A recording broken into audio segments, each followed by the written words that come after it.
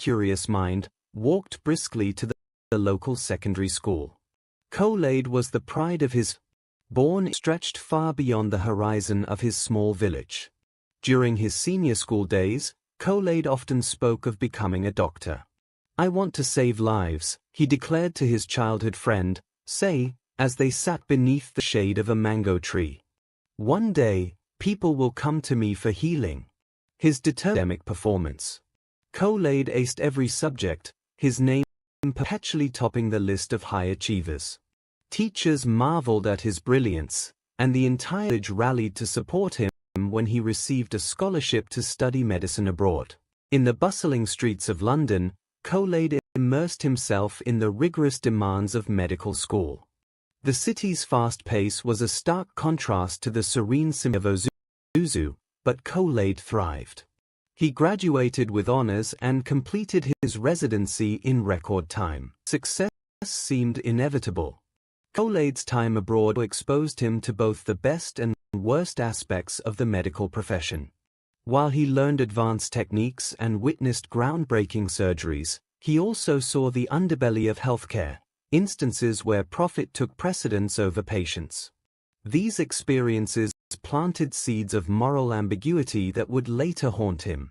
After years of hard work, Kool-Aid returned to Nigeria, filled with ambition to transform healthcare in his homeland. He set up a private clinic in Lagos, the sprawling commercial hub, and quickly earned a reputation as a skilled and compassionate doctor. Yet, beneath the surface of his burgeoning success, Kool-Aid struggled. The cost of maintaining his clinic was astronomical. Kool-Aid poured his savings into state-of-the-art equipment, believing that his expertise would attract affluent clients. However, the economic realities of his patients, many of whom could barely afford basic consultations, soon took their toll. Kool-Aid found himself taking loans from dubious sources, convinced that a breakthrough was just around the corner. His wife, Kemi, grew concerned.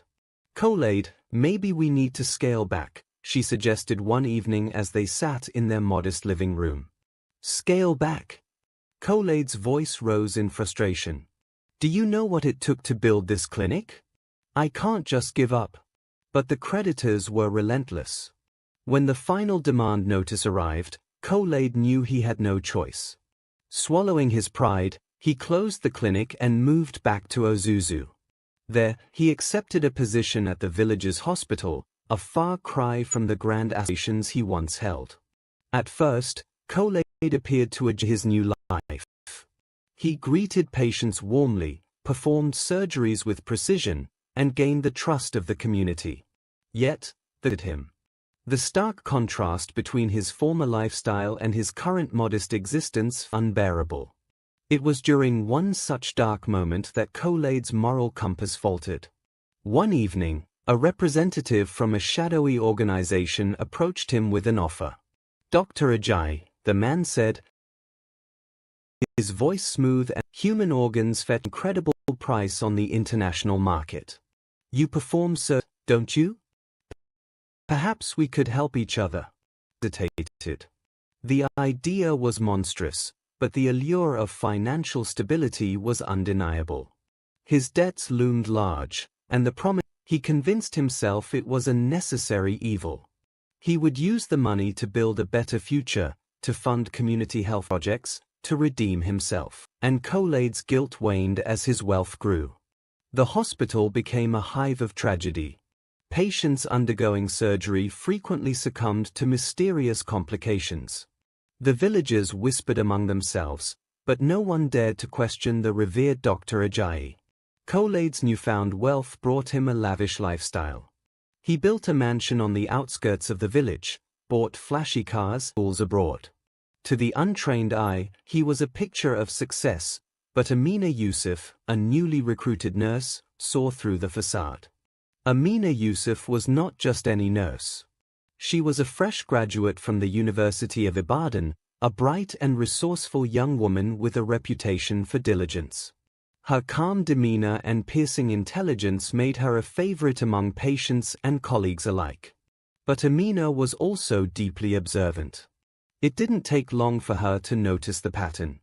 Why do so many surgeries end in death? She asked her colleague, Nurse BC, one evening. BC shrugged uneasily. Wrong. Dr. Ajayi is doing his best. Is he? Amina's brow furrowed. I've reviewed the files. These deaths aren't consistent with standard complications.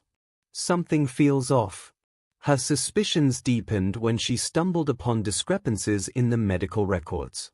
Procedures were logged with unusual annotations, and some files were conspicuously incomplete.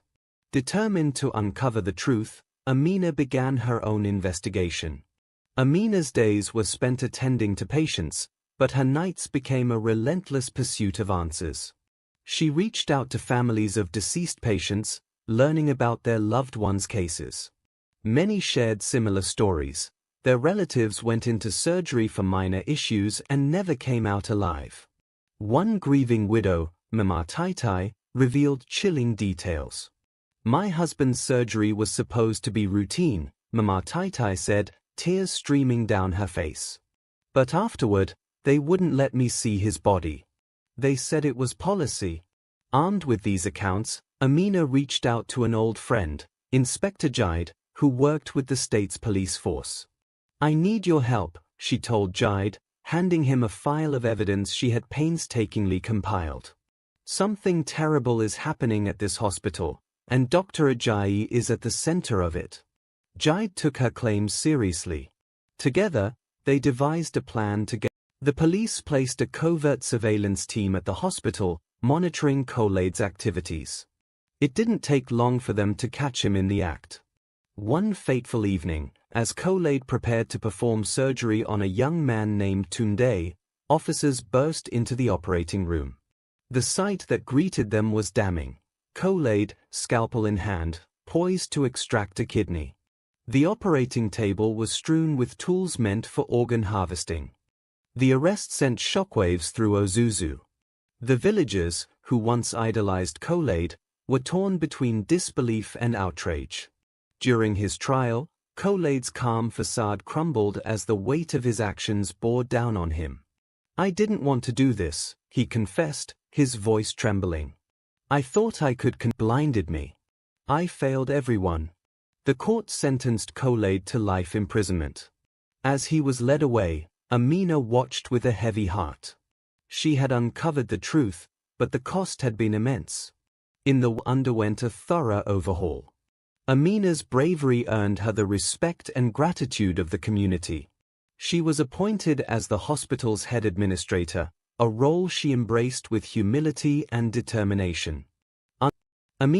Amina's focus remained unwavering, to provide compassionate care and to honor the lives lost in the wake of Kolade's greed. Moral lesson from the story. The story of Dr. Kolade Ajayi serves as a cautionary tale about the corrosive power of integrity. Kolade's brilliance and ambition were undeniable, but his moral collapse led to devastating consequences. Conversely, Amina's courage and commitment to justice underscore the profound impact one individual can have in challenging corruption and restoring faith in humanity. In the end, the village of Ozuzu found healing, not just from its wounds but in the resilience and it was a reminder that even in the face of darkness, the light of truth and integrity will always prevail. Ozuzu village basked in the golden light of dawn as young Kolade Ajayi, with his wiry frame and